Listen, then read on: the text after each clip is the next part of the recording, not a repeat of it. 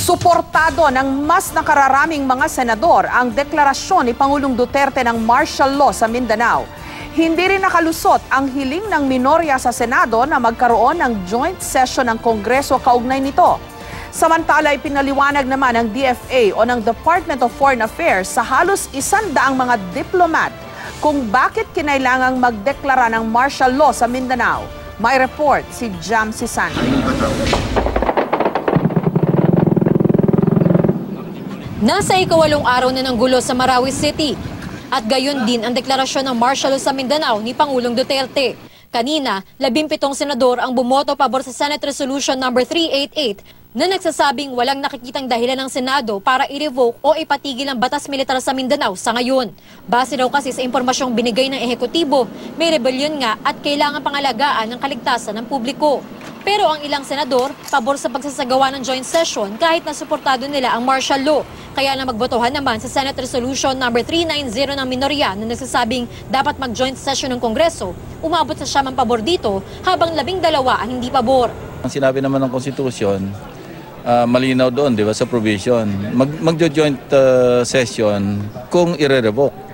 Dahil ang sense of the majority of the senators not to revoke, so why is there a need for a joint session? Ang ilang senador muling iginiit ang pagsasagawa ng joint session ng Senado at Kamara. Napakatindi ng extraordinary powers ng presidente sa martial law.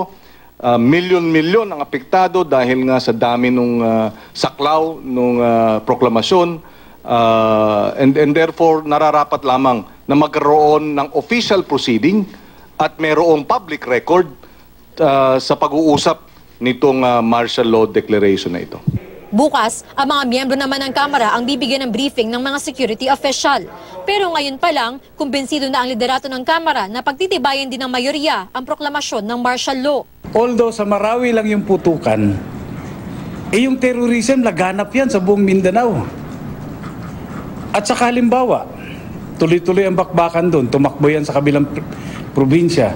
Ang ibig sabihin, mag-declare na naman yung presidente ng martial law doon sa kabilang probinsya. So, para namang yung presidente mayat-maya nagde-declare ng martial law. Kanina, halos 100 kinatawan ng 63 embahada at international organizations ang binigyan ng briefing ng gobyerno tungkol sa sitwasyon sa Marawi City, kasunod ng pag-atake roon ng multi-terrorist group na nagbunsod sa deklarasyon ng martial law sa Mindanao. Sa kanyang opening statement, ipinaliwanag ni DFA Secretary Alan Peter Cayetano na kailangan ng martial law sa Mindanao dahil sa pagkakaroon ng ISIS sa Pilipinas. It was our hope that President Duterte would be able to institute the reforms needed by the country without declaring martial law in any part of the country. However, due to actual rebellion, terrorism, and the presence of ISIS on Philippine soil, the declaration of martial law in Mindanao became a necessity. Siniguro rin ng kalihim sa mga diplomat na hindi raw aabusuhin ng gobyerno ang pagpapatupad ng martial law.